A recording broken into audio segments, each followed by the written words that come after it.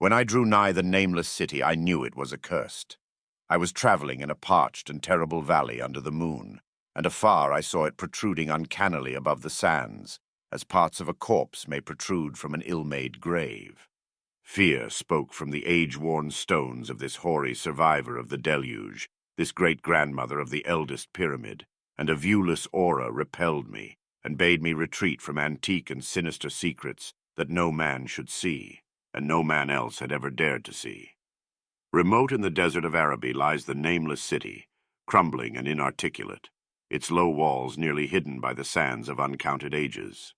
It must have been thus before the first stones of Memphis were laid, and while the bricks of Babylon were yet unbaked.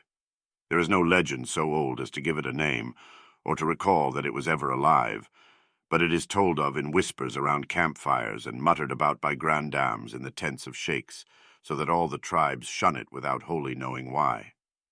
It was of this place that Abdul Alhazared, the mad poet, dreamed on the night before he sang his unexplainable couplet, "That is not dead which can eternal lie, and with strange eons even death may die." I should have known that the Arabs had good reason for shunning the Nameless City, the city told of in strange tales but seen by no living man. Yet I defied them and went into the untrodden waste with my camel. I alone have seen it, and that is why no other face bears such hideous lines of fear as mine, why no other man shivers so horribly when the night wind rattles the windows. When I came upon it in the ghastly stillness of unending sleep, it looked at me, chilly from the rays of a cold moon amidst the desert's heat, and as I returned its look I forgot my triumph at finding it, and stopped still with my camel to wait for the dawn. For hours I waited, till the east grew gray and the stars faded, and the gray turned to roseal light edged with gold. I heard a moaning and saw a storm of sand stirring among the antique stones, though the sky was clear, and the vast reaches of the desert still. Then suddenly above the desert's far rim came the blazing edge of the sun, seen through the tiny sandstorm which was passing away, and in my fevered state I fancied that from some remote depth there came a crash of musical metal to hail the fiery disk, as Memnon hails it from the banks of the Nile. My ears rang and my imagination seethed as I led my camel slowly across the sand to that unvocal stone place, that place too old for Egypt and Meroe to remember, that place which I alone of living men had seen. In and out amongst the shapeless foundations of houses and palaces I wandered, finding never a carving or inscription to tell of those men, if men they were, who built the city and dwelt therein so long ago. The antiquity of the spot was unwholesome, and I longed to encounter some sign or device to prove that the city was indeed fashioned by mankind. There were certain proportions and dimensions in the ruins which I did not like. I had with me many tools, and dug much within the walls of the obliterated edifices, but progress was slow, and nothing significant was revealed. When night and the moon returned, I felt a chill wind which brought new fear, so that I did not dare to remain in the city. And as I went outside the antique walls to sleep, a small sighing sandstorm gathered behind me, blowing over the gray stones, though the moon was bright and most of the desert still. I awaked just at dawn from a pageant of horrible dreams, my ears ringing as from some metallic peal. I saw the sun peering redly through the last gusts of a little sandstorm that hovered over the Nameless City and marked the quietness of the rest of the landscape. Once more I ventured within those brooding ruins that swelled beneath the sand like an ogre under a coverlet, and again dug vainly for relics of the forgotten race. At noon I rested, and in the afternoon I spent much time tracing the walls and the bygone streets and the outlines of the nearly vanished buildings. I saw that the city had been mighty indeed, and wondered at the sources of its greatness. To myself I pictured all the splendors of an age so distant that Chaldea could not recall it, and thought of Sarnath the doomed, that stood in the land of Manar when mankind was young, and of Ib, that was carven of grey stone before mankind existed. All at once I came upon a place where the bedrock rose stark through the sand and formed a low cliff, and here I saw with joy what seemed to promise further traces of the antediluvian people. Hewn rudely on the face of the cliff were the unmistakable facades of several small, squat rock houses or temples, whose interiors might preserve many secrets of ages too remote for calculation, though sandstorms had long since effaced any carvings which may have been outside. Very low and sand-choked were all of the dark apertures near me, but I cleared one with my spade and crawled through it, carrying a torch to reveal whatever mysteries it might hold. When I was inside, I saw that the cavern was indeed a temple, and beheld plain signs of the race that had lived and worshipped before the desert was a desert. Primitive altars, pillars, and niches, all curiously low, were not absent. And though I saw no sculptures nor frescoes, there were many singular stones clearly shaped into symbols by artificial means. The lowness of the chiseled chamber was very strange, for I could hardly more than kneel upright, but the area was so great that my torch showed only part at a time. I shuddered oddly in some of the far corners, for certain altars and stones suggested forgotten rites of terrible, revolting, and inexplicable nature, and made me wonder what manner of men could have made and frequented such a temple. When I had seen all that the place contained, I crawled out again, avid to find what the other temples might yield. Night had now approached, yet the tangible things I had seen made curiosity stronger than fear, so that I did not flee from the long moon-cast shadows that had daunted me when first I saw the Nameless City.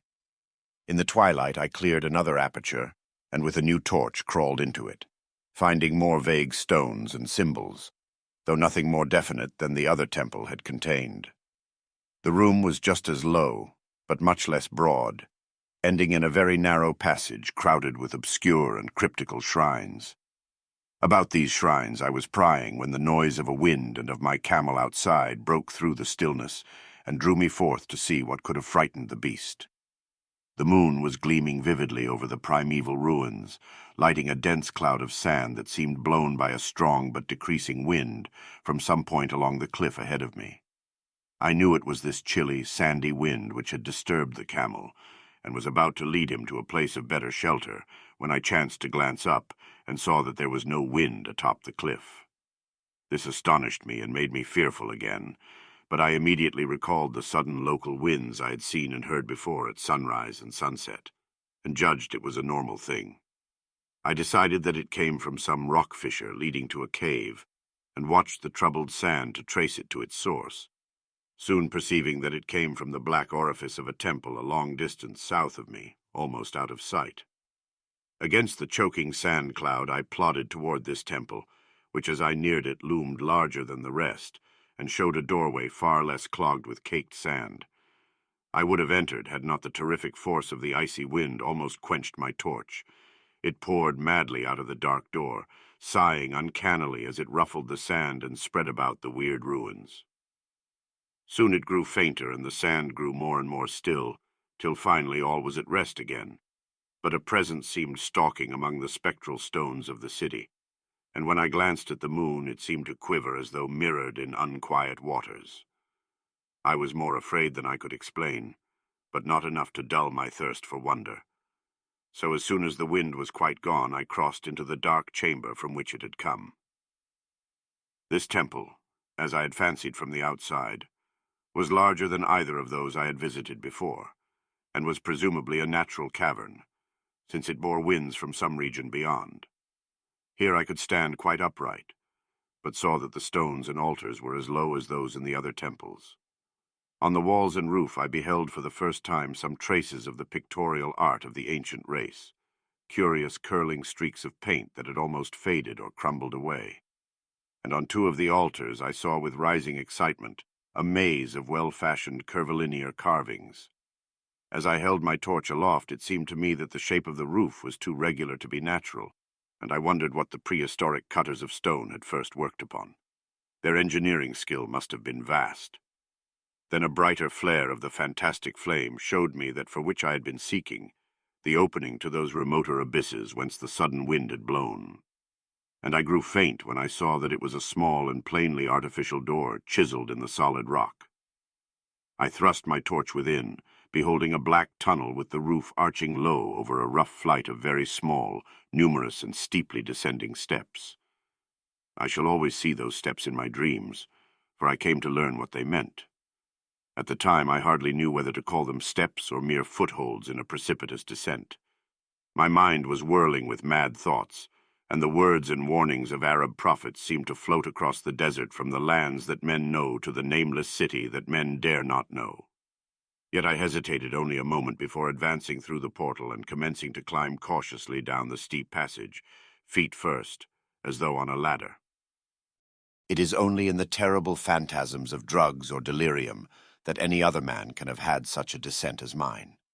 The narrow passage led infinitely down like some hideous haunted well, and the torch I held above my head could not light the unknown depths toward which I was crawling. I lost track of the hours and forgot to consult my watch, though I was frightened when I thought of the distance I must be traversing.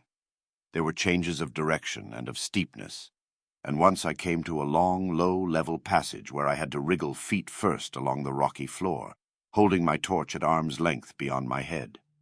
The place was not high enough for kneeling. After that were more of the steep steps, and I was still scrambling down interminably when my failing torch died out. I do not think I noticed it at the time, for when I did notice it, I was still holding it high above me as if it were ablaze.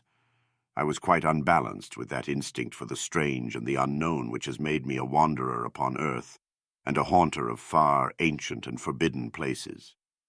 In the darkness there flashed before my mind fragments of my cherished treasury of demoniac lore, sentences from Alhazared the mad Arab, paragraphs from the apocryphal nightmares of Damascus, and infamous lines from the delirious Image du Monde of Gauthier de Metz. I repeated queer extracts and muttered of Afrasiab and the demons that floated with him down the Oxus, later chanting over and over again a phrase from one of Lord Dunsany's tales, the unreverberate blackness of the abyss. Once when the descent grew amazingly steep, I recited something in sing-song from Thomas Moore, until I feared to recite more. A reservoir of darkness, black as witches' cauldrons are when filled with moon drugs in the eclipse distilled. Leaning to look if foot might pass down through that chasm, I saw beneath, as far as vision could explore, the jetty sides as smooth as glass, looking as if just varnished o'er with that dark pitch the sea of death throws out upon its slimy shore. Time had quite ceased to exist when my feet again felt a level floor, and I found myself in a place slightly higher than the rooms in the two smaller temples now so incalculably far above my head. I could not quite stand, but could kneel upright, and in the dark I shuffled and crept hither and thither at random. I soon knew that I was in a narrow passage whose walls were lined with cases of wood having glass fronts. As in that Paleozoic and abysmal place I felt of such things as polished wood and glass, I shuddered at the possible implications. The cases were apparently ranged along each side of the passage at regular intervals, and were oblong and horizontal, hideously like coffins in shape and size. When I tried to move two or three for further examination, I found they were firmly fastened. I saw that the passage was a long one, so floundered ahead rapidly in a creeping run that would have seemed horrible had any eye watched me in the blackness, crossing from side to side occasionally to feel of my surroundings and be sure the walls and rows of cases still stretched on. Man is so used to thinking visually that I almost forgot the darkness, and pictured the endless corridor of wood and glass in its low-studded monotony as though I saw it. And then, in a moment of indescribable emotion, I did see it. Just when my fancy merged into real sight, I cannot tell, but there came a gradual glow ahead, and all at once I knew that I saw the dim outlines of the corridor and the cases, revealed by some unknown subterranean phosphorescence. For a little while all was exactly as I had imagined it, since the glow was very faint. But as I mechanically kept on stumbling ahead into the stronger light, I realized that my fancy had been but feeble. This hall was no relic of crudity like the temples in the city above, but a monument of the most magnificent and exotic art. Rich, vivid, and daringly fantastic designs and pictures formed a continuous scheme of mural painting, whose lines and colors were beyond description. The cases were of a strange golden wood, with fronts of exquisite glass, and contained the mummified forms of creatures outreaching in grotesqueness the most chaotic dreams of man. To convey any idea of these monstrosities is impossible.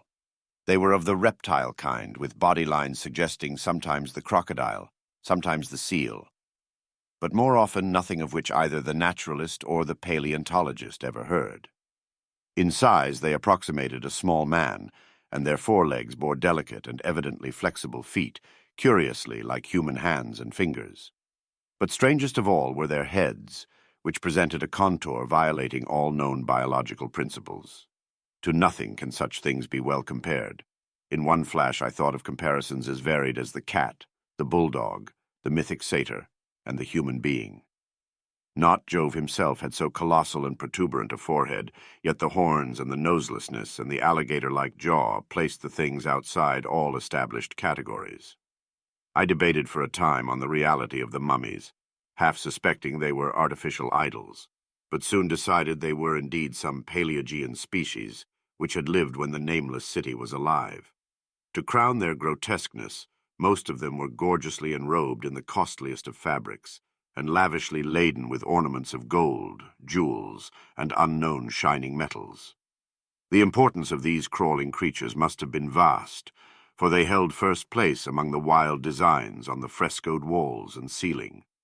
With matchless skill had the artist drawn them in a world of their own, wherein they had cities and gardens fashioned to suit their dimensions, and I could not but think that their pictured history was allegorical, perhaps showing the progress of the race that worshipped them.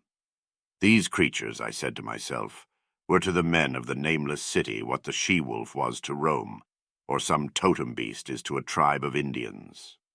Holding this view, I thought I could trace roughly a wonderful epic of the Nameless City, the tale of a mighty sea-coast metropolis that ruled the world before Africa rose out of the waves, and of its struggles as the sea shrank away, and the desert crept into the fertile valley that held it. I saw its wars and triumphs, its troubles and defeats, and afterward its terrible fight against the desert, when thousands of its people, here represented in allegory by the grotesque reptiles, were driven to chisel their way down through the rocks in some marvelous manner to another world whereof their prophets had told them. It was all vividly weird and realistic, and its connection with the awesome descent I had made was unmistakable. I even recognized the passages. As I crept along the corridor toward the brighter light, I saw later stages of the painted epic, the leave-taking of the race that had dwelt in the Nameless City and the valley around for 10 million years, the race whose souls shrank from quitting scenes their bodies had known so long, where they had settled as nomads in the earth's youth, hewing in the virgin rock those primal shrines at which they never ceased to worship.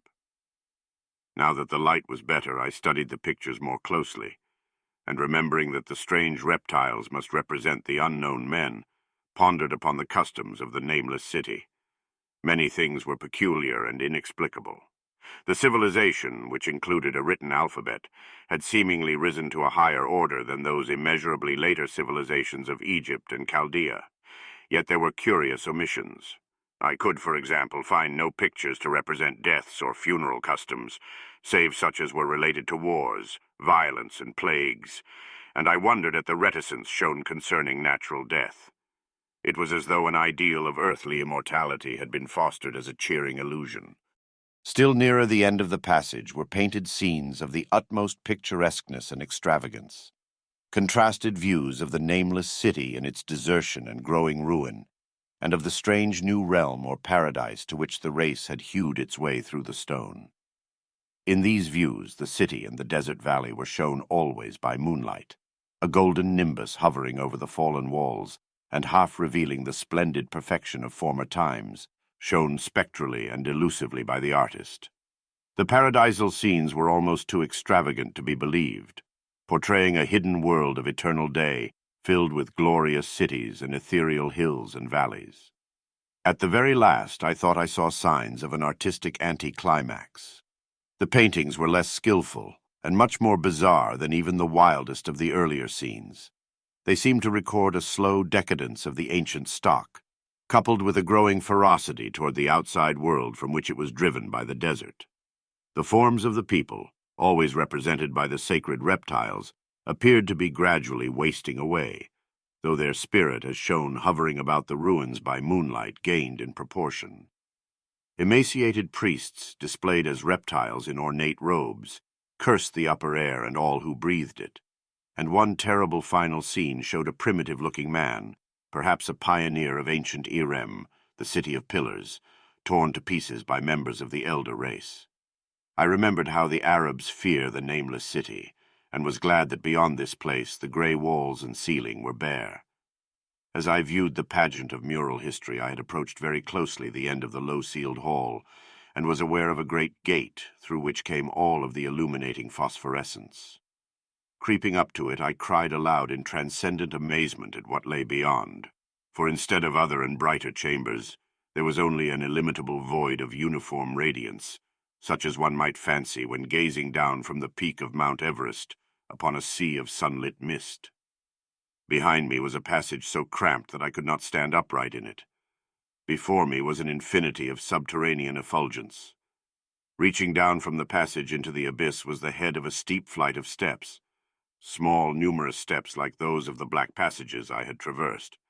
But after a few feet, the glowing vapors concealed everything.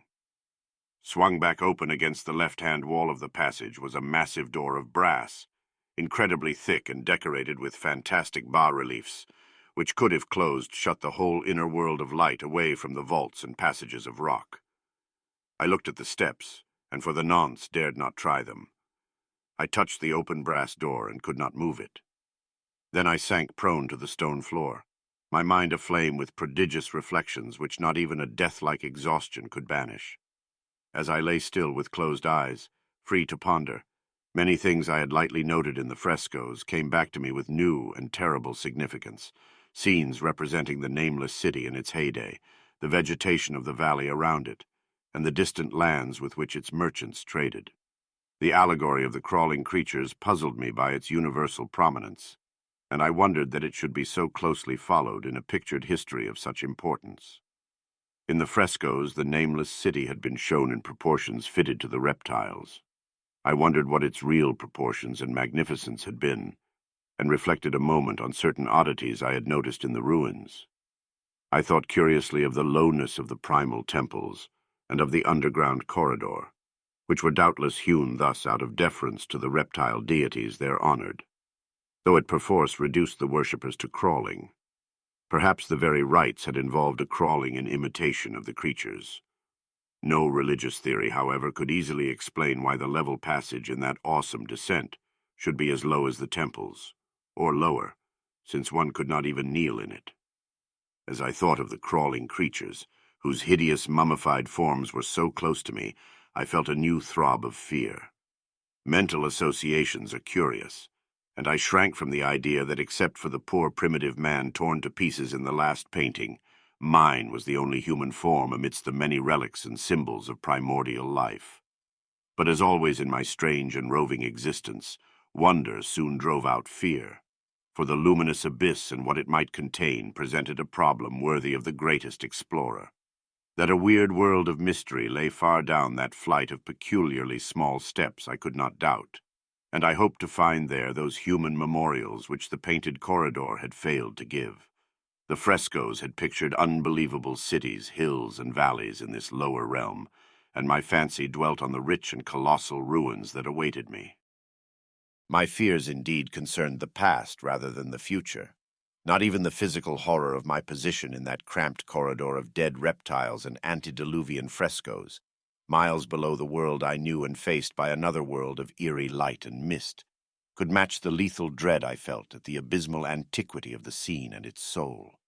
An ancientness so vast that measurement is feeble seemed to leer down from the primal stones and rock-hewn temples in the Nameless City, while the very latest of the astounding maps in the frescoes showed oceans and continents that man has forgotten, with only here and there some vaguely familiar outline.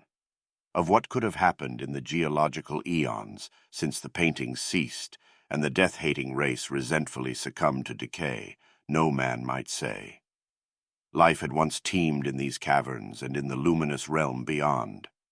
Now I was alone with vivid relics, and I trembled to think of the countless ages through which these relics had kept a silent and deserted vigil. Suddenly there came another burst of that acute fear which had intermittently seized me ever since I first saw the terrible valley and the Nameless City under a cold moon.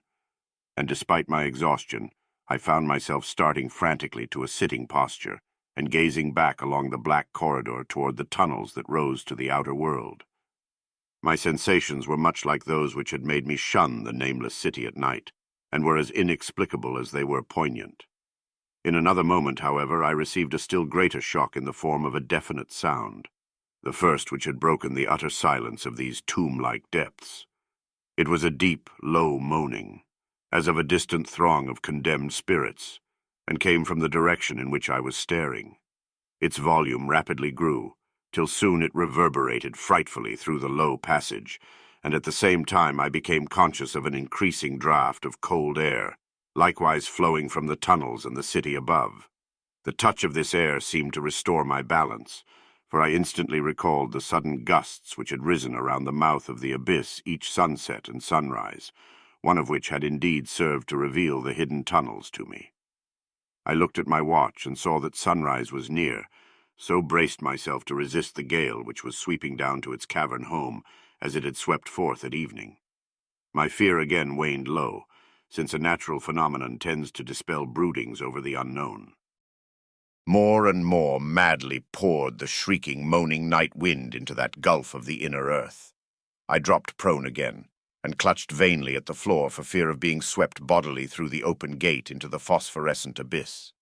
Such fury I had not expected, and as I grew aware of an actual slipping of my form toward the abyss, I was beset by 1,000 new terrors of apprehension and imagination.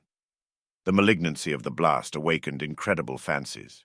Once more I compared myself shudderingly to the only other human image in that frightful corridor, the man who was torn to pieces by the nameless race, for in the fiendish clawing of the swirling currents there seemed to abide a vindictive rage all the stronger because it was largely impotent.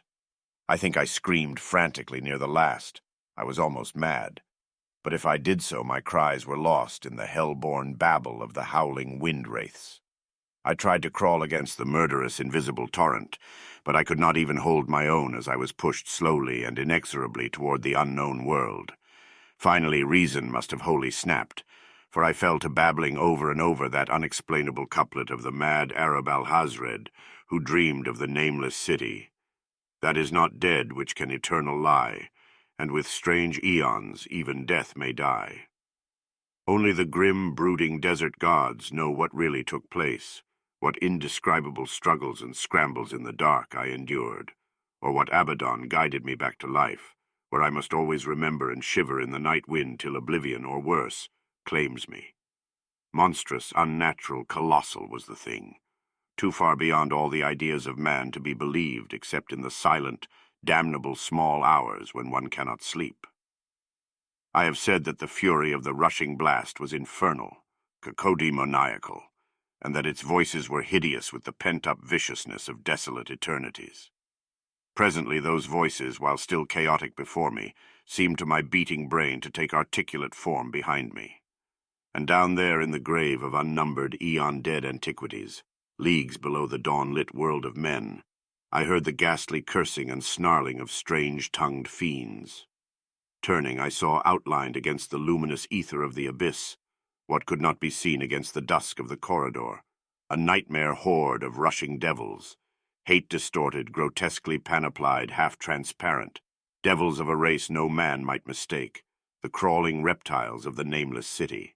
And as the wind died away, I was plunged into the ghoul-peopled blackness of Earth's bowels, for behind the last of the creatures the great brazen door clanged shut, with a deafening peal of metallic music, whose reverberations swelled out to the distant world to hail the rising sun as Memnon hails it from the banks of the Nile.